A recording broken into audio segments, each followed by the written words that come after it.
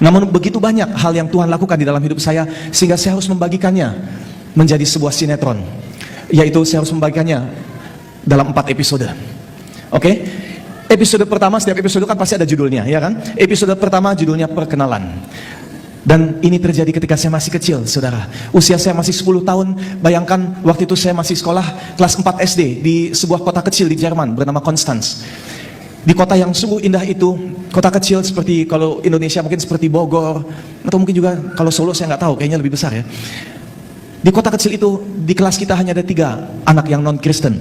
Satu saya dari Indonesia, satu lagi anak Turki, dan satu lagi anak Spanyol. Kita bertiga beragama yang mayoritas di Indonesia. Dan setiap kali pelajaran agama, gurunya akan manggil kita dan dia bilang, kalian bertiga mau ikut pelajaran atau mau main di halaman? Anak kecil dikasih pilihan kayak gitu, pilihannya apa? Main-main di halaman. Jadi kita selalu main-main, gak pernah ikutin kelas. Tapi ada satu ketika gurunya memanggil kita dan dia bilang, Ri, kali ini kita mau kebaktian di gereja setempat. Kurang lebih jalan kaki 15 menit, kebaktian setengah jam, kembali 15 menit. Ini gereja Katolik ya. Kalian bertiga mau tinggal di sekolah atau mau ikut ke gereja? Kita pikir, wah, daripada ditinggal 1 jam, mendingan ikut yuk jalan-jalan. Jadi kita ikut ke gereja. Tujuannya bukan untuk mencari Tuhan, hanya sekedar untuk ikut teman-teman jalan-jalan, to have fun. Tapi apa yang terjadi di gereja itu?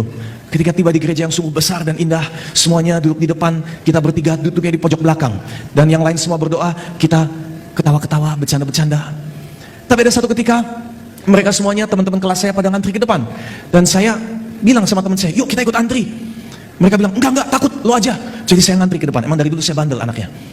Sampai di depan, pasturnya kasih kerupuk sama sirup. Saya kembali ke kursi saya di belakang, tanpa menunggu aba-aba, saya nyemil duluan. Saudara, saya tidak mengerti bahwa saat itu sedang terjadi komuni atau perjamuan kudus. Bahkan saya tidak mengerti makna dan arti daripada perjamuan kudus itu. Tapi satu hal yang saya ingat sampai hari ini, ketika saya ikut makan dan minum yang melambangkan darah Yesus itu, dan saya pejamkan mata dan saya ikut kata-kata pasturnya, dan saya ikut berdoa untuk pertama kalinya buat saya kecil usia 10 tahun. Selesai berdoa, satu sukacita yang begitu besar yang saya rasakan, satu damai sejahtera yang belum pernah saya rasakan sebelumnya. Saat itu juga saya melihat ke langit-langit gereja dan saya bilang, wah, ternyata Tuhan itu ada dan dia sayang sama saya. Siapa saya, saudara? Anak Indonesia di negara maju, di negara modern, di negara orang bule. Di mata mereka saya tidak punya arti apa-apa. Tapi saudara, di mata Tuhan, apapun warna kulit kita, apapun dosa-dosa yang ada di masa lalu kita, bahkan apapun agama kita, di mata Tuhan kita semua sangat berharga. Amin. Kita beri tepuk tangan buat Tuhan. Itu terjadi ketika saya masih usia 10 tahun di Jerman. Nggak lama setelah itu kita mulai pindah ke Indonesia. Dan episode kedua ini judulnya Perlindungan. Terjadi ketika saya masih dari Jerman sampai saya udah kuliah di Indonesia. Saudara, ketika saya kuliah itu saya udah main film, pertama bermulai sebagai peragawan, ya kan, peragawan yang begini kan, set, ya kan, kayak begitu kan, peragawan. Abis itu jadi fotomodel, dari fotomodel main film, dari main film kemudian baru pindah ke sinetron. Sinetron saya dulu yang pertama judulnya Keluarga Vandanu Wiryo. Masih ada yang ingat? Komedi di RCTI, udah lama banget. Keluarga Vandanu. Ketika itu saya bermain sebagai Kasep Jansen Vandanu Wiryo. Ceritanya anak Indo Belanda yang anak konglomerat yang manja dan lain sebagainya. Dan ada beberapa episode, ada 4 episode di mana ceritanya saya itu habis kecelakaan dan seluruh badan saya diperban kayak mumi berjalan. Tapi yang pemirsa di rumah tidak tahu adalah bahwa sebagian besar daripada perban itu asli, karena memang baru habis kecelakaan. Dalam hidup saya, dalam episode kedua ini 3 kali saya kecelakaan. Dan kecelakaannya bukan kecelakaan yang cuma serempet-serempet, kecelakaannya tuh sampai mobil udah hancur total. Tapi 3 kali Tuhan selamatkan saya.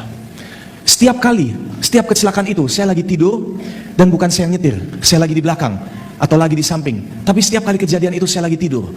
Dan orang bilang paling bahaya saat kalau kita kecelakaan adalah saat kita tidur, karena sama sekali nggak ada perlawanan apa-apa, badan kita ngikut aja mental kemana-mana.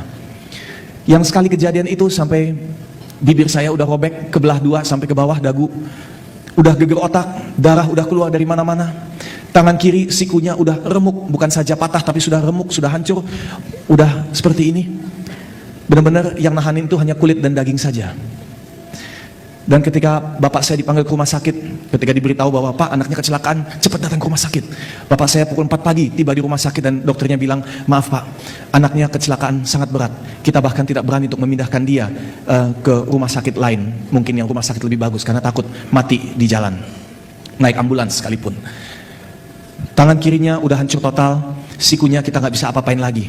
Bapak tinggal pilih aja, kita hanya bisa bikin permanen. Jadi tolong Bapak pilih, mau dibikin begini, begini, atau begini. Benar, begini, begini, atau begini. Tapi saudara, Yesus Kristus adalah dokter dari segala dokter. Amin. Kalau Yesus mau menyembuhkan, Yesus sembuhkan. Haleluya. 3 kali kecelakaan, 3 kali Tuhan selamatkan saya. Sekali kecelakaan dan selamat, orang yang tidak percaya Tuhan mungkin akan bilang, emang dia beruntung. 2 kali kecelakaan dan 2 kali selamat, orang yang gak percaya Tuhan mungkin akan bilang, emang hokinya gede. 3 kali kecelakaan, 3 kali diselamatkan. Mau bilang apa? Bukan untung, bukan hoki, tapi hanya kasih Tuhan Yesus. Amin. Kasih Tuhan Yesus. Episode ketiga ini justru terjadi ketika saya sudah sangat sukses di dunia entertainment, sudah menerima banyak penghargaan sebagai aktor drama terbaik, ini dan itu dan lain sebagainya. Namun justru di saat seperti itu saya mengalami kekosongan. Mungkin saudara bertanya, kenapa kok di saat itu bisa mengalami kekosongan? Padahal jujur, ekonomi semakin baik, ya kan? Kalau dulu awal-awal, saya masih ingat kita cari tunggu tawaran. Sekarang tawaran datang bertubi-tubi, malah kita yang sibuk menolak. Mau yang mana, yang mau mana. Dan ketika saya berada di puncak karir saya, justru saya merasa kosong. Saudara, kekosongan terjadi apabila tidak adanya hubungan antara manusia dengan Tuhan. Amin. Dan apapun yang dunia ini bisa tawarkan, tidak bisa mengisi kekosongan itu. Karena yang bisa mengisi, asalnya bukan dari dunia ini, melainkan dari surga.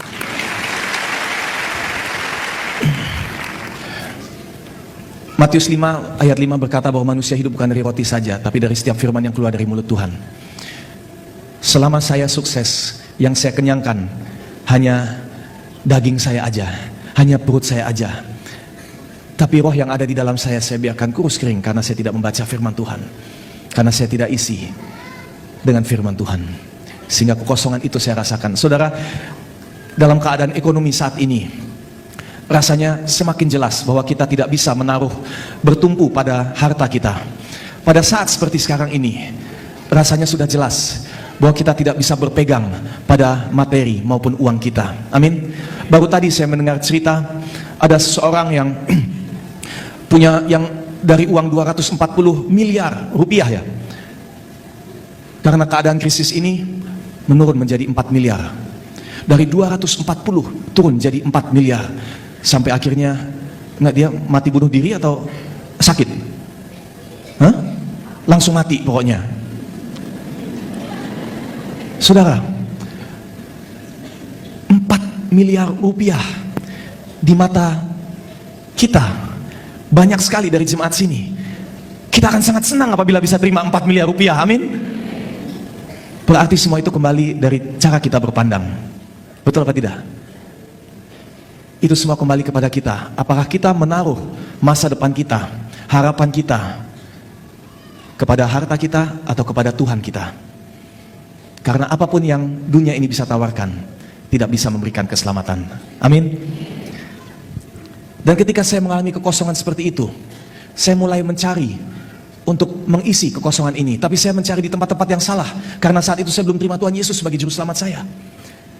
Dan saya mulai, anak-anak muda yang ada di sini dengarkan baik-baik, saya mulai clubbing, saya mulai ke disco, saya mulai pergaulan malam. Dari seorang anak muda yang paling benci sama yang namanya alkohol, paling benci sama yang namanya merokok, apalagi narkoba. Akhirnya saya terjerumus dan saya mulai mencoba semuanya satu demi satu. Dan belakangan baru saya sadar bahwa ternyata semua itu juga tidak bisa mengisi kekosongan ini. Kira-kira apa yang menyadarkan saya? Ketika jam 9 malam masuk ke klub itu, ekstasi begini-begini, sampai pukul 9 pagi saya melihat jam, oh udah jam 9, udah waktunya pulang. Saya keluar pintu, menuju ke mobil saya, jam 9 pagi hari Minggu, dan saya papasan dengan 2 perempuan. Saya dengan baju hitam-hitam, bau rokok Karena di dalam klub semua orang ngerokok, jadi dari atas sampai ke bawah bau rokok, mulut bau alkohol, muka udah mencong-mencong karena narkoba. Dan saya menuju ke mobil saya dan mereka papasan sama saya. Berbaju rapi, rambutnya masih basah-basah dikit, wangi, baru habis mandi, pegang Alkitab, menuju ke gereja. Saudara bisa bayangkan, seperti hitam dan putih, amin? Amin? Dan ketika kita papasan, saya bisa melihat bagaimana mereka memandang saya. Dan kurang lebih saya bisa membaca dari matanya bahwa mereka melihat saya dengan penuh iba. Dan saya bilang dalam hati saya, kok mereka melihat saya penuh dengan iba? Saya kan sukses, saya kan sudah mendapatkan semua yang dunia bisa tawarkan. Kok mereka melihat saya dengan penuh iba? Agak sedikit kasihan, dicampur agak sedikit menjijikkan. Dan saya mulai bertanya sama diri saya sendiri, saya mulai ngaca. Dan saya bilang, iya, kenapa kok saya bisa jadi ada di sini? Dan saya teringat akan episode pertama di Jerman, ketika Tuhan memperkenalkan diri kepada saya. Sukacita yang begitu dahsyat yang saya rasakan. Kenapa saya melupakan itu? Dan saya mulai ke gereja. Setiap minggu saya ke gereja, saudara. Dan saya tanya sama Pak Pendeta, saya sebaiknya mulai baca firman Tuhan dari mana? Sorry, kelewat, keasikan cerita. Ada yang kelewat, bagian yang penting. Jadi saya mundur sedikit ya, rewind. Dari kekosongan itu, karena akhirnya saya benar. Saya mulai baca firman Tuhan. Saya tanya sama pendetanya, saya mulai dari mana? Dia bilang, karena kamu masih baru, mulai dari perjanjian baru aja. Tapi saya bilang, tidak, saya harus tahu awalnya. Saya mulai dari perjanjian lama. Dan saya baca. Baru masuk bagian yang dibilang, ini adalah bapaknya ini, yang adalah bapaknya ini, yang adalah bapaknya ini, yang adalah bapaknya ini. Berapa halaman ke belakangnya adalah bapaknya ini, yang saya tinggalkan.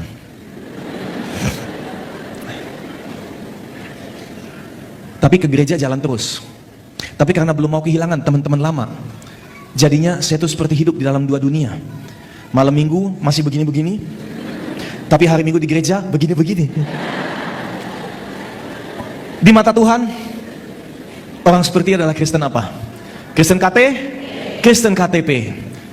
Yang kekristenannya itu hanya sebatas KTP, tetapi tidak di dalam hati, tidak di dalam pikiran kita.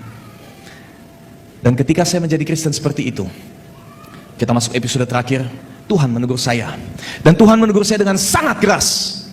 Pukul 3 pagi ketika saya lagi asik tidur di apartemen saya,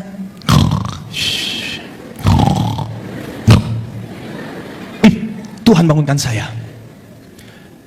Nggak ada suara berisik, gelap gulita. Tapi entah kenapa pukul 3 pagi saya terbangun. Dan saat saya bangun, satu suara dengan penuh otoritas berkata, Amsal 1 ayat 7. Ya, dengan penuh otoritas, ya kan? Amsal 1 ayat 7. Dan bodohnya saya nggak tahu Amsal itu apa. Karena saudara, ada alasannya. Tunggu dulu, jangan menghakimi, ada alasan. Karena saya ke gereja itu gereja berbahasa Inggris. Nah, itu alasannya. Alkitab yang saya pegang, Alkitab berbahasa Inggris. Jadi kalau Tuhan bicara dalam bahasa Inggris, Proverbs 1 verse 7. Wah, saya tahu, Alkitab, firman Tuhan. Oke, bos, ya kan? Tapi dia bilang dalam bahasa Indonesia. Kan bingung. Besok paginya saya bangun, diingatkan lagi, Amsal 1 ayat 7. Sampai sore hari, ayat itu diingatkan terus. Dan akhirnya saya udah gak kuat. Saya cari Alkitab saya yang bahasa Indonesia, saya buka, bener gak sini? Ada Amsal 1 ayat 7. Saudara, Amsal 1 ayat 7 bunyinya seperti ini. Takut akan Tuhan adalah permulaan pengetahuan, tetapi orang bodoh menghina hikmat dan didikan. Takut akan Tuhan adalah permulaan pengetahuan, tetapi orang bodoh menghina hikmat dan didikan. Jadi Tuhan bilang sama Seri, kamu ini orang bodoh. Karena kamu sudah ke gereja, kamu sudah terima hikmat dan didikan dari pendetamu. Hikmat yang didikan yang berasal dari firman Tuhan. Tetapi hanya masuk kuping kanan, keluar kuping kiri. Kamu adalah orang yang bodoh. Kau ketawa. Dan saya bilang, yes Lord, saya tahu, saya orang yang bodoh. Dan mulai sekarang saya akan baca firman-Mu dengan sungguh-sungguh. Dan baru saat itu saudara, ketika Tuhan menegur saya bilang saya tidak mau lagi jadi orang bodoh. Dan saya mulai membaca firman setiap hari. Dan perubahan demi perubahan terjadi dalam hidup saya. Karena saya semakin mengenal Yesus Kristus. Saya makin mengenal karakter yang Tuhan inginkan dari kita, umat-umatnya. Dan perubahan demi perubahan terjadi dalam hidup saya. Saudara, Kesimpulan daripada kesaksian saya pada malam hari ini, episode pertama, Tuhan yang memperkenalkan diri terlebih dahulu kepada kita umat manusia. Amin. Melalui Yesus Kristus. Secara pribadi, bagaimana yang Tuhan lakukan ketika saya masih SD itu. Episode kedua, Tuhan juga yang melindungi kita. Walaupun mungkin saat itu kita belum terima Tuhan Yesus sebagai Juru Selamat. Episode ketiga, bagaimana hanya Roh Kudus yang bisa mengisi kekosongan ini. Karena semua harta dunia ini tidak akan bisa memuaskan kita. Dan episode terakhir, bagaimana Tuhan menegur saya ketika saya menjadi Kristen KTP. Menjadi Kristen yang tidak jelas. Saudara, semua ini menyimpulkan satu hal. Bahwa kita punya Tuhan yang proaktif. Bahwa kita punya Tuhan yang peduli dengan setiap aspek kehidupan kita. Saudara yang setuju boleh angkat tangan. Kita sama-sama setuju? Kita punya Tuhan yang aktif? Amin. Kita beri tepuk tangan untuk Tuhan. Tuhan sungguh luar biasa. Thank you Lord.